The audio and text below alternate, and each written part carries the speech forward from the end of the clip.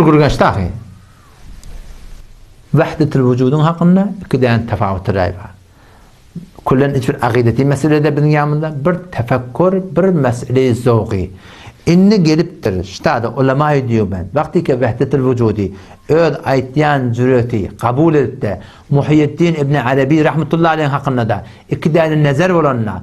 Allame Suyuti rahmetullahi aleyh şu hakkında kitap yazıp şuna Hudayın velisi deyip duranlar. Gelip de var ahim ulema diyor ben İbn Arabi'ni evte.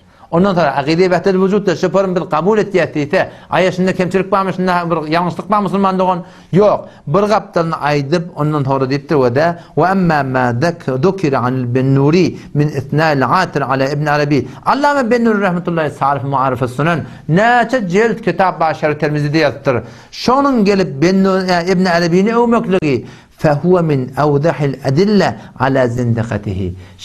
Allame bin Nuri rahmetullahi aleyhim şunun zindi kafirliğine şöyle olan delilliktir. Bu da bir hıyanattar. Şu kitapta da ve de hemçinane ki şu cüzdeyi ki men kitabın hakkında yarılıptır.